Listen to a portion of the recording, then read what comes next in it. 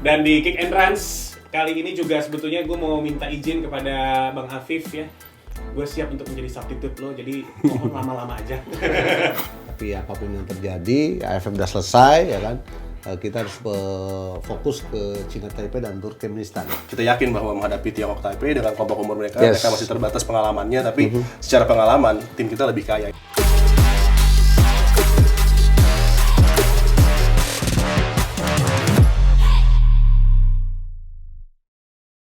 Halo semuanya, banyak kabar. Semoga dalam kondisi yang sehat dan juga pastinya bergairah ya. Kembali lagi di Kick and Runs, program sport terbaik dan juga termakmur. Perkenalkan terlebih dahulu, di sini gue James Purba yang akan tentunya menemani sport yang pastinya ini kan acara yang paling bagus ya, dan acara olahraga yang paling makmur. Jadinya gue semangat banget hari ini. Dan di Kick and Runs kali ini juga sebetulnya gue mau minta izin kepada Bang Afif ya. Gue siap untuk menjadi substitute lo, jadi mohon lama-lama aja. Saya coba ya. Dan di episode kali ini juga kita akan membahas perjuangan dari Garuda Muda di kualifikasi Piala Asia U23, dan juga pasti kita tahu kalau lawan dari Timnas di kualifikasi dari Piala Asia Under-23 bisa dibilang memang tricky, tapi juga pasti punya peluang. Ada kans besar untuk tim nasional U23 berbicara banyak. Tapi sebelum gue perkenalkan yang ada di samping kanan gue ini, gue juga mau ngingetin ke Run Sport Mania untuk jangan lupa nih kasih like, komen, dan juga subscribe YouTube Run Sportainment. Di samping gue sudah ada para dosen ya. Sudah ada Bung Supri dan juga ada Bung Adiani. Gimana kabarnya? Baik, Selalu baik. Luar biasa. Tos dulu lah kalau begitu, lama nggak ketemu ya. Biasanya gue nanya-nanya ke mereka gitu, gimana caranya jadi pundit. Sekarang bisa bareng lagi sama mereka. Langsung aja deh, kita buka dengan pembicaraan awal yang pastinya ditunggu-tunggu nih sama teman-teman semua penikmat sepak bola nasional. Kalau kita melihat dari Indonesia nih, U23 kemarin kan memang sempat failed di AFF, tapi memang failed yang nggak berasa failed-nya, karena dengan keterbatasan yang ada, waktunya mepet. Tapi juga kita tahu kalau memang perjuangan dari anak-anak muda, Garuda Muda di AFF cukup baik, tapi ekspektasi ada nih di kualifikasi Piala Asia U23 dengan beberapa pemain abroad yang juga sudah bergabung di sana, ada Elkan Bagot dan kawan-kawan. Pengen tahu dong, point of view nih dari Bung Adi dan juga Bung Supri. Mungkin dimulai dulu dari seniornya dulu. Yang pernah main, yang pernah menjadi bagian dari Garuda. Iya, tadi sebelum gue sempat cerita. Iya, ketika berbicara Indonesia China Taipei ya kan, saya pikir kan ini momentum yang bagus ya setelah kemarin gagal walaupun final di adu tendangan penalti. Tapi apapun yang terjadi, AFF udah selesai ya kan. Kita harus fokus ke China Taipei dan Turkmenistan. Apalagi kita tuan rumah, kemudian kita juga secara penjadwalan kita sebenarnya diuntungkan karena hari ini China Taipei dikalahkan Turkmenistan 4-0. Artinya pertandingan melawan China Taipei nanti akan menjadi momentum, menjadi awal yang harus para pemain kita itu tidak hanya 3 poin, tapi bagaimana mampu banyak menciptakan gol. Karena dengan 3 tim otomatis satu yang lolos, produktivitas gol itu akan menentukan nantinya. Oke, produktivitas menjadi kunci ya berarti untuk tim nasional muda kita nantinya untuk bisa. Karena China Taipei kan tidak memiliki kultur ataupun sejarah sepak bola yang kuat di Asia ya. Mereka juga ini banyak pemain yang mereka kirim adalah pemain-pemain yang notabene-nya berada di university. Ya kan? Artinya kan progres pengembangan sepak bola mereka kan sebenarnya tidak seperti Korea ataupun Jepang dalam hal kompetisi juga. Jadi untuk bisa lolos ke kualifikasi Piala Asia U23 tadi ada poin produktivitas. Jadi kalau untuk kita bicara produktivitas kan berarti harus ada agresivitas juga dari tim nasional Indonesia U23. Kalau untuk Bung Adi nih melihat kans dari Indonesia U23. Ya, kansnya setelah kemarin dapat pembelajaran sangat banyak dari AFF yang merupakan warm up yang sangat tepat ya, karena lawan-lawannya pun mempersiapkan kita untuk bisa menghadapi Tiongkok Taipei, menjadi satu tim yang mungkin di level senior bahkan peringkatnya masih 3 anak tangga di atas kita. Tapi juga yang harus diwaspadai adalah kemarin di AFC Cup ada tim dari Hong Kong 5 yang mampu secara mengejutkan menghancurkan Bali United. Jadi yang harus diperhatikan sekarang di sepak bola Asia sepertinya levelnya sudah mulai ketemu antara tim yang nggak punya tradisi sepak bola tapi mereka punya semangat luar biasa untuk bisa setidaknya mendekati dari tim-tim tadi, ada Jepang, ada Korea Republic yang menjadi notabene barrier bagi sepak bola, flag barrier bagi sepak bola Asia gitu. Dan kalau kita melihat sebagai host itu sangat menguntungkan, dan juga dengan scheduling tadi menguntungkan juga karena kita sudah bisa melihat kekuatan dari kedua tim yang akan dilawan, dan final score-nya pun juga sangat menguntungkan bagi Indonesia U23 karena memasuki laga nanti menghadapi Tiongkok Taipei, mereka tidak dalam keadaan yang optimal, kalah 4 gol tanpa balas. Itu harus bisa ditambah dengan mungkin menang 5 gol tanpa balas, tapi step by step ya, karena game pembuka selalu tricky, sedangkan Tiongkok Taipei sudah memiliki kenyamanan bermain di lapangan walaupun kalah. Itu yang mungkin akan nanti bisa sedikit mengganggu tim Indonesia untuk mungkin 10-15 menit awal sebelum akan nyaman untuk bisa mengalahkan apa yang coba dilakukan oleh sang pelatih Sintayong untuk para pemain diimplementasikan di lapangan. Dan jadi cukup tough nanti untuk memulai, dan nervousness juga tentunya bermain di home di Solo. Ini harus bisa dioptimalisasi oleh para pemain untuk tampil lepas dan percaya diri. Iya, lebih ke sini ya, jangan terlalu overconfident satu, kemudian minimalisir kesalahan kan, karena banyak sekali para pemain-pemain kita dalam tanda kutip di saat defend, kadang-kadang tactical defend mereka itu sering bermasalah. Yang berdampak adalah mungkin set piece lawan ketika bisa dimaksimalkan itu bisa menjadi gol gitu. Itu yang perlu diantisipasi. Oke, tapi memang yang menjadi poin yang menarik lainnya adalah bagaimana kita tahu kalau tadi Bung Adi menyampaikan biasanya first match itu tricky karena tentunya di situ yang beradu bukan hanya taktikal tapi juga mentalitas dari para pemain U23. Tentunya kita kalau seandainya melihat juga dari beberapa pilar-pilar yang dibawa oleh Coach Sintayong yang memang dia mengabarkan ke media kalau memang dia akan fokus ke Under 23 ini dengan 27 pemain kan akan mengerucut 24 pemain gitu. Ada yang menarik yang gue lihat di tim nasional U23 yaitu adalah bagaimana di setiap lini pemain-pemain ini berkompetisi untuk memperebutkan tempatnya nih untuk bisa memperkuat tim nasional U23. Termasuk juga kalau tadi Bung Supri mengatakan kita harus bisa berbicara banyak tentang bagaimana nantinya mencetak skor di lini striker nih. Banyak sekali di sana nama-nama yang dibawa oleh Sintayong, termasuk juga abroad ya, Rafael Struijk. Gimana nih kalau dari highlight Bung Supri dan juga Bung Adi melihat beberapa lini yang kita tentu cukup berpuas juga di sana karena banyak sekali pemain yang berlomba-lomba nih untuk bisa mendapatkan tempat di sana. Iya, kita harus bersyukur ya. Setiap tahun kan kita tuh selalu bisa melahirkan pemain-pemain muda yang punya potensi, yang punya talenta luar biasa. Kita sebut Marcelino, bagaimana produktivitas dia juga waktu di Persebaya juga sangat baik dengan usia itu. Visi bermainnya luar biasa. Kemudian bermain untuk tim luar negeri ya di Belgia. Dia juga sudah beradaptasi dengan sangat baik.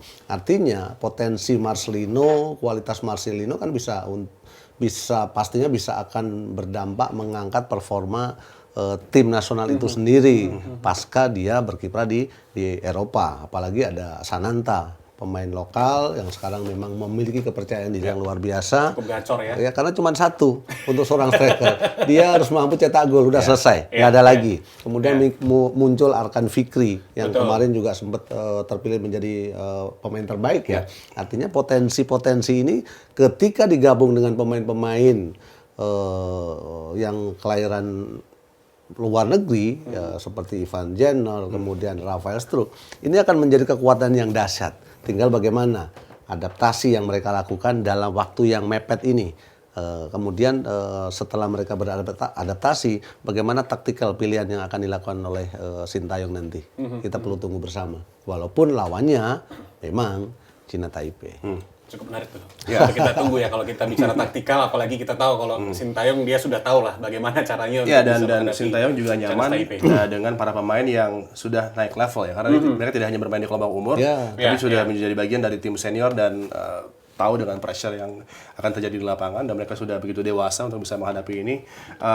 Kita melihat ada Ferrari, ada Bagot, ada juga Rizky Ridho tentunya yang punya experience sebagai kapten dan back utama untuk tim senior. Ini yang membuat tentunya kita yakin bahwa menghadapi Tiongkok Taipei dengan kelompok umur mereka masih terbatas pengalamannya, tapi secara pengalaman tim kita lebih kaya. Itu yang biasanya dibutuhkan dalam keadaan sulit ya. Kalau tadi gue bilang di 15-20 menit awal akan sedikit sulit. Nah, itulah peran dari leadership dan juga kebiasaan para pemain yang sudah punya pengalaman di level senior untuk bisa step up dan membantu rekan-rekannya untuk bisa sama-sama menuju satu puncak performa yang bisa menyulitkan lawan. Oke, leadership ini juga menjadi salah satu faktor yang paling penting ya, fundamental juga tentunya. Bukan cuma kelompok umur yang muda aja, tapi juga pastinya kelompok umur senior. Tapi kalau untuk dari tim nasional U23, dilihat dari pemain-pemain yang ada, siapa nih yang mungkin bisa menjadi, gue bisa bilang leader lah untuk pemain-pemain yang ada nantinya di tim nasional U23? Iya, kalau untuk posisi lini belakang ya pastinya Ridho ya. Terus dia ini kan tidak hanya memiliki postur yang tinggi, punya reading the game yang sangat baik, tapi sisi leadership dia kan luar biasa. Apalagi Ferrari juga sudah beberapa bulan yang lalu kan mengikuti pendidikan polisi. Artinya kan mental dia lebih kuat lagi. Apalagi yang dia pakai adalah Garuda, ya kan, pasti akan all out ya kan. Nah, tinggal kembali lagi, jangan sampai mereka ceroboh, karena apa? Usia mereka masih muda, ya kan. Kemudian kalau dia tidak kuat mental, ya kan, yang dikhawatirkan terlalu over, sehingga dalam mengantisipasi ataupun melakukan satu pertahanan yang berakibat fatal. Ini yang sering terjadi lini pertahanan kita. Di era kami pun sama, ya kan, satu kesalahan berakibat gol untuk lawan. Seringnya ketika terjadi ketemu Malaysia, itu sering kali terjadi. Wow, itu menarik sih sebetulnya untuk nanti kita juga melihat ya seperti apa perkembangan dari tim nasional U23, termasuk juga bagaimana nanti strategi taktikal yang akan diterapkan oleh Coach Sintayong. Karena kan memang dia lagi sibuk nih, mondar-mandir Solo Surabaya, Surabaya Solo gitu. Semoga dia nggak pusing-pusing banget dan nggak masuk angin ya. Tapi yang juga mungkin menjadi pembahasan menarik di setiap gelaran kelompok umur dan melibatkan tim nasional Indonesia di sana, baik kelompok umur U16, U18, U23, bahkan juga sampai senior. Gue melihat saat ini juga sebetulnya di posisi penjaga gawang ini yang cukup berlimpah ya sebetulnya. Bahkan mungkin kalau jadi pelatih juga bingung gitu sebetulnya, karena dari yang umurnya di bawah 23 tahun aja bisa untuk masuk ke senior gitu. Apalagi kalau untuk nantinya kita menghadapi Tiongkok Taipei dan juga Turkmenistan, kita masih ada satu nama yang juga secara pengalaman sangat baik di sana, Erando Ari. Komentar dari Bung Adi. Iya, Erando Ari yang salah satu yang terbaik dari yang terbaik yang ada di squad ya. Bagaimana juga sangat fleksibel bagi Sintayong di level senior dengan adanya Nadeo bisa menggantikan Erando Ari. Erando Ari sebenarnya pilihan utama juga di level senior karena dia penjaga gawang yang modern yang sekarang sangat dibutuhkan oleh tim-tim terutama yang mendikte serangan dari defense ya, seperti Sintayong. Sangat nyaman dia bermain dengan center back-nya yang akan proaktif untuk membantu lapangan tengah dan juga kedua wing back-nya akan terbang tinggi gitu kan. Jadi butuh Erando Ari karena dia starting positionnya sangat tinggi dan bisa langsung mendistribusi bola dengan akurasi yang sangat baik. Jadi peran dari Erando Ari bukan hanya sebagai penjaga gawang, tapi dia adalah last defender yang seperti libero posisinya, tapi penjaga gawang, dan distribusi dia ini yang sangat penting juga untuk bisa menyamankan skema serangan yang coba dibangun oleh Sintayong. Karena komitmen dari Sintayong adalah semua pemain bisa terlibat dalam action untuk melakukan build up. Itu luar biasa sih sebetulnya. Dan diharapkan tidak hanya Fernando ya, tapi juga penjaga-penjaga yang lain. Karena tren sekarang itu kan seorang goalkeeper itu kan bukan goalkeeper tapi goal player yang sudah terlibat menjadi orang terakhir, yang memiliki pandangan lebih luas, sehingga di saat awal tim kita ingin melakukan build up, kuncinya ada di mereka. Luar biasa kalau kita bicara Erando Ari, apalagi juga kemarin di AFF mentalnya cukup mungkin satu itu ya kan, mudah-mudahan secara psikologis dia sudah kembali lagi setelah gagal melakukan eksekusi tendangan penalti. Betul banget Bung Supri. Jadi kan kalau untuk posisi penjaga gawang kita udah tahu lah, nggak perlu naturalisasi lah.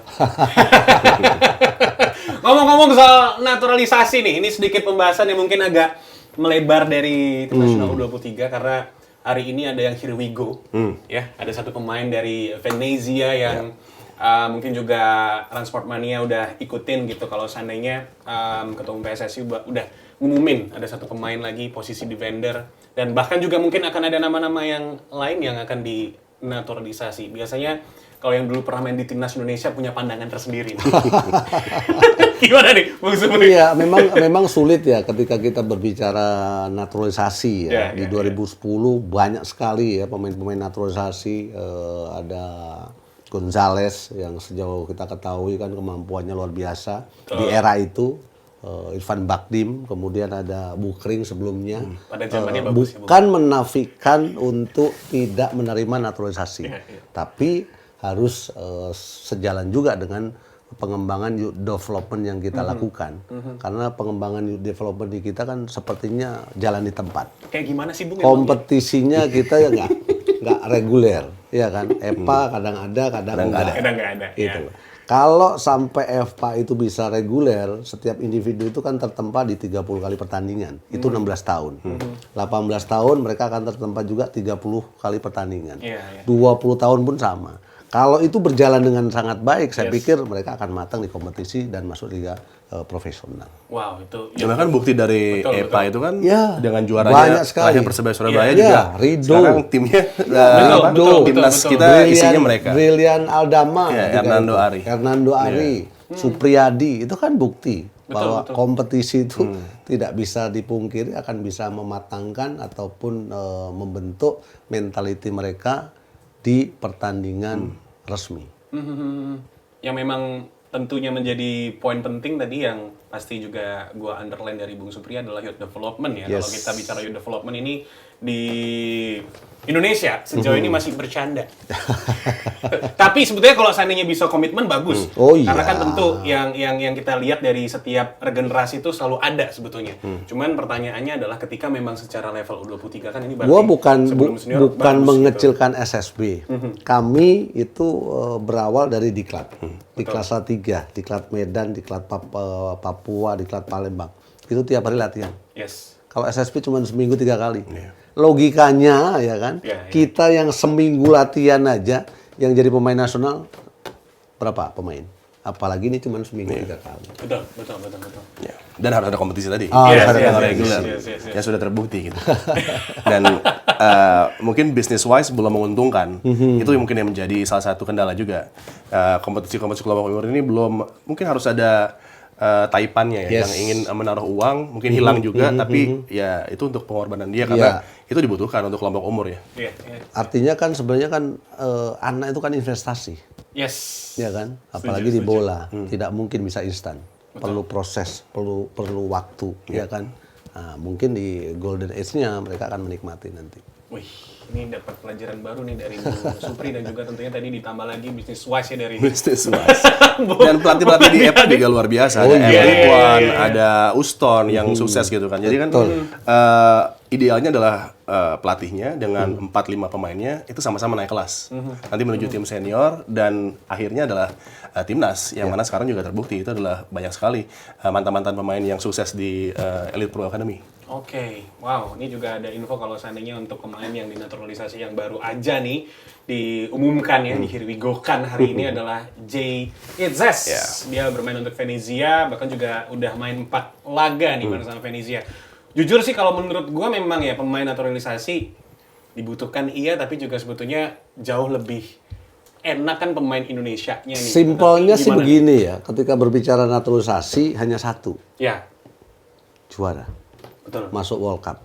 Betul. Udah itu aja. Ya, kalau misalnya naturalisasi pun yang diambil harus yang sesuai elite. yang dan elite. levelnya yang di elite. atas. Itu Kalau dia. memang Nah, ini kan agak aneh ya karena di sektor pertahanan udah ada Bagot, udah ada Rizky Ridho. Jadi ya untuk di bank pemain oke lah. ya jangan sampai kayak sekarang di Liga Indonesia dari belakang 2 center back sudah asing.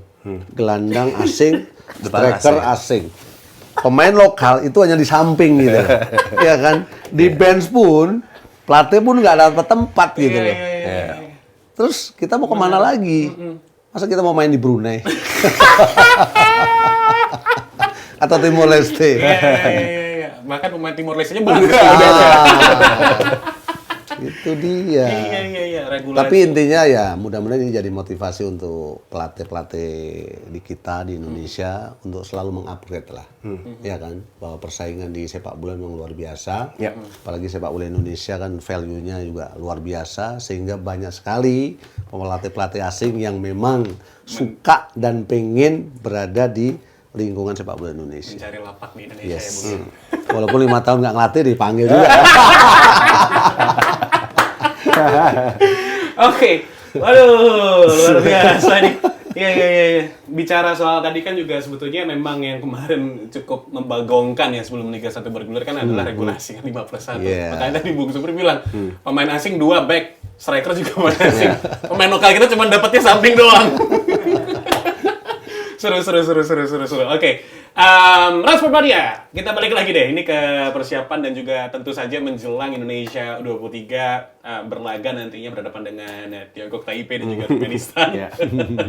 Secara head to head besok ini lawan dari Indonesia U23 memang kita sempat bertemu ya dengan Tiongkok Taipei, tapi bukan yang level under 23 ya pada saat itu ya. 2 tahun yang lalu, dan Indonesia unggul pada saat itu 2 kali, 2 leg bertemu. Menang keduanya, tentu memang secara matematika beberapa match terakhir yang mempertemukan antara Indonesia dengan Tiongkok Taipei, kita diunggulkan nih. Ya. Gitu. Iya, intinya pertandingan pertama nggak mudah, ya kan. Sepanjang kita mampu untuk menciptakan gol terlebih dahulu, kemudian faktor tuan rumah, saya pikir juga tim kita akan bisa tidak hanya mendominasi, pastinya akan bisa mengontrol permainan. Dan ingat, jangan melakukan kesalahan yang tidak penting. Itu kuncinya. Mereka harus lebih bermain, lebih smart, lebih tricky, kemudian manfaatkan setiap peluang menjadikan gol. Itu penting. Efektivitas ya. Jadi salah satu kunci untuk Indonesia U23 biar bisa banyak golnya gitu kan. Kalau bisa jadikan Tiongkok Taipei adalah lumbung gol bagi Indonesia. Ya itu mungkin menjadi targetnya, tapi kan tentunya harus dilihat juga lawan sudah lebih siap, mereka sudah bermain, mereka sudah tahu keadaan di lapangan juga, tapi fleksibilitas dimiliki oleh Sintayong. Opsi tadi dari Strike dan juga Ramadan Sananta, 2 pemain yang bertipikal berbeda. Jadi bisa dengan lone striker yang spesialis seperti Ramadan Sananta, atau bisa memainkan Strike yang bisa bergerak ke sayap dan juga ke dalam. Ini tentunya fleksibilitas yang dimiliki oleh Sintayong, sama dengan Pep Guardiola.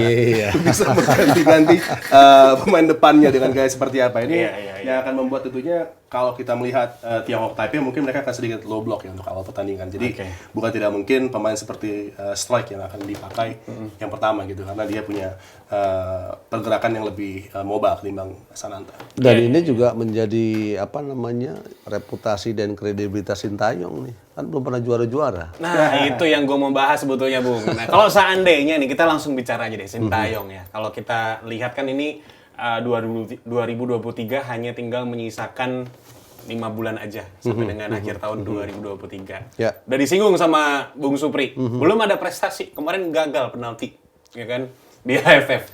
Lantas kalau seandainya secara secara hasil nanti di U23 lolos, terus habis itu juga mungkin di beberapa kalender FIFA juga kita mampu untuk mendapatkan poin demi poin yang krusial di sana. Aman gitu posisinya menurut Bung Supri? Dulu kami pernah dilatih Romano Mate. Kemudian di 23 di Paralimpik berpindah ke Ton Grip. Ya kan, dari Romano 19 tahun, Ton Grip 23. Artinya 2 pelatih dengan karakter kultur berbeda. Romano Itali, Ton Grip Swedia. Yang ingin saya katakan adalah dengan 2 pelatih asing yang menangani kami, yang diharapkan apa? Kita bisa berbicara banyak, kita bisa lolos. Kemudian dari kelolosan itu diharapkan juga pemahaman mindset dalam hal taktikal pemain-pemain kita meningkat. Kita tidak boleh menafikan bahwa peran dari Sintayong untuk individu luar biasa. Bagaimana memilih pemain-pemain, memotong beberapa generasi, sehingga memunculkan Rido, memunculkan Marcelino, memunculkan Ferrari, ya kan? Tapi apakah cukup dengan hanya memilih dengan insting yang luar biasa, memilih individu-individu? Yang kita tunggu adalah kita tuh bisa juara AFF. Yang kita tunggu adalah kita bisa lolos untuk Piala Dunia. Yang kita tunggu bagaimana kita bisa merajai di SEA Games ataupun Asian Games. Tapi yang terjadi kita masih harus menunggu harus bersabar lagi. Artinya buat saya adalah mau pemain naturalisasi, mau pelatih asing, hanya satu. Mereka yang bisa memberikan trofi. Itu baru legacy yang luar biasa. Oke. Ya, Sintayong sudah memberikan kelolosan ke Piala Asia. Ya. Itu juga satu bonus. Lawannya di grup nanti sangat berat sekali. Kalau U23 juga sepertinya akan lolos menuju nanti turnamen sebenarnya. Tapi tentunya sangat sulit untuk menilai Sintayong sukses atau tidak dari level Piala Asia karena grupnya itu sangat sulit sekali. Kalau kita sudah bisa kompetitif di sana, mencuri satu kemenangan, satu hasil imbang, saya pikir udah cukup oke lah untuk itu. Tapi kan sekarang bagaimana untuk bisa setelah fondasinya dibangun sekian waktu Ya. untuk menaikkan lagi, mendekatkan kita ke yang tadi ceilingnya, which is Jepang dan Korea Republic. Apakah Sintayong bisa menaikkan itu atau kita harus mengeluarkan uang yang lebih banyak lagi untuk mendatangkan pelatih yang lebih berkualitas lagi untuk bisa next levelnya menuju elite. Tapi tentunya itu menjadi satu hal yang harus juga berkesinambungan dengan para pemain yang ada di liga kita, dengan para pemain mudanya juga. Apakah mereka akan stuck di sini aja atau butuh untuk keluar juga seperti Jepang dan Korea yang mengeluarkan begitu banyak uang untuk sponsorship, tapi pemainnya yang didatangkan berkualitas dan ditampilkan di squad tim Eropa, di Belanda, di Jerman dan lain-lain kan. Itu yang masih harus dipikirkan. Jadi kalau melihat kesuksesan untuk bisa merubah mentality, kemudian bagaimana para pemain sekarang berlari dan juga lebih disiplin dalam posisi, itu sudah ada. Dan bagaimana penampilan di kualifikasi Piala Asia itu bukti bahwa stepnya sudah menuju ke sana. Oke. Tapi tinggal bagaimana berikutnya, apakah tetap percaya Sintayong yang akan menjadi pelatih yang akan membawa ke next levelnya, atau dia ada di posisi transisi yang merubah kultur dan kemudian yang lepas landas, apakah dia juga atau pelatih lain, itu masih kita nantikan karena Gareth Southgate sudah habis kontraknya 2024. Kalau sampai Southgate yang dipilih sama Erick Thohir, hancur semuanya. Nanti skenario-nya Gareth Southgate digantikan Pep Guardiola, Sintayong digantikan Gareth Southgate gitu. Karena kita lihat Saudi pakai Roberto Mancini dengan kaliber juara Eropa gitu. Apakah pemain Saudi tadinya di level itu kan? Enggak juga. Jadi itu yang mesti dipikir. Saudi masih di bawah dari Jepang dan Korea Republic, tapi bagaimana mereka coba untuk bisa mendekat dengan mendatangkan pelatih yang berkaliber juga. Iya, apalagi juga Sintayong kan di Indonesia udah punya fans garis keras ya sebetulnya. Oke, ini pembicaraan yang sangat seru sekali, tapi juga tentunya kita berharap agar Indonesia U23 bisa Lolos. Amin. Dan juga secara obrolan ini kita juga bisa menyimpulkan ya Run Sport Mania kalau untuk sepak bola Indonesia tuh sudah ada di track yang semoga ini baik nih Pak. Iya, gitu dan kan? peran dari kita pandit, host, terus juga netizen adalah mendukung. Betul. Tidak boleh mencari-cari, ntar habis pertandingan pertama dicari-cari siapa yang lemah, siapa yang nggak optimal, padahal harus didukung. Seperti kayak misalnya kemarin di bola basket FIBA, banyak sekali fans USA yang kecewa dengan kekalahan, dengan awal yang nggak bagus juga, tapi bagaimana para pemain pro dan panditnya semua justru mendukung kan. Betul. Jadi positif outcome-nya. Harus sama-sama untuk membawa tim ini mendapatkan prestasi. Gitu. Yes, harus selalu positive vibes ya. Positive Tentunya. vibes. Iya, Untuk karena mendukung Indonesia hanya untuk maju. hanya kita yang bisa menjaga sepak bola Indonesia. Nggak ada lagi. Ya. Wah, seru banget. Terima kasih Paman. Luar biasa. Iya kan? Iya nggak? Iya, kayak kemarin misalnya Erando Ari gagal penalti, tapi kan banyak yang menyerang dia. Harusnya kan Yang netizen berkomentar itu yang nggak bisa nendang penalti. Suruh datang ke saya, ke PSS itu, ayo tendangan penalti sama gua gitu. Iya, sering banyak itu. Memang enak ya jadi netizen ya. Iya. Jadi supporter doang kan, bukan pemainnya. Gitu. Tapi Dia nggak merasakan bagaimana pressure, ya kan, bagaimana tekanan yang terjadi, mentality yang memang harus benar-benar lepas di saat dipilih untuk menjadi penendang penalti. Bahkan juga belum betul dipilih kan. Tapi dia menawarkan diri ketika sudah di sudden death. yes. Sampai sekelas Kurniawan, maaf nih, KDY. Sekelas KDY aja ketika ditunjuk untuk nendang penalti, nggak berani. Iya. Nggak berani dia. Benar. Ini seru nih. Iya kan? Jadi Ini kita kan tahu behind the memperlihatkan scene-nya, bahwa kan? kebintangan itu penting, ya kan? Yes. Tapi untuk tendangan penalti dibutuhkan tidak hanya teknik, Tanggung jawab ya. tanggung jawab, Karakter. dan mental, yes. Iya. Karena kadang pundak berat. Oh iya, mau jadi pecundang atau apa kan gitu kan biasanya. Luar biasa analisa dan juga pastinya obrolan kita di episode kali ini. Nanti kita bakal lanjut lagi, cuman sekali lagi nih Transport Mania kita harus dukung Indonesia setiap kelompok umur, termasuk juga pastinya kita perlu untuk menjadi pengamat yang sportif. Betul. Untuk kemajuan sepak bola Indonesia, secara culture-nya pun juga kita berharap agar terus bisa bertumbuh, karena gue selalu percaya, dan mungkin juga Bung Supri, Bung Adi percaya kalau seandainya Indonesia ini kan kalau untuk sepak bola itu kita kayak macan yang tertidur gitu loh sebetulnya, tinggal raurnya aja nih yang ditunggu gitu kan. Will sih seperti apa. Setelah ini kita masih ada pembahasan yang menarik yang sayang banget untuk dilewatkan, jadi jangan kemana-mana. Stay tune on Kick and Runs. Dan pembahasan di Kick and Runs kali ini datangnya dari salah satu negara yang menjadi pembicaraan dari sang pelatih ya, Gareth Southgate, yang cukup kontroversi dengan pemilihan pemain yang sepertinya dia mengundang pemain-pemain tongkrongannya. Ya, Southgate bisa mungkin juga di kultur kala itu ya, di kultur manajer Eriksen, Capello, ada kotak-kotak antara klub dan juga North dengan South gitu. Kalau sekarang di Southgate, sepertinya mereka lebih menyatu karena tadi bersama-sama di tulang turnamen. Pelatih-pelatih seperti Pep berada di kompetisi Liga Inggris, kemudian Pochettino, itu kan kultur mereka juga sudah banyak mengalami perubahan, tidak kick and rush lagi gitu loh.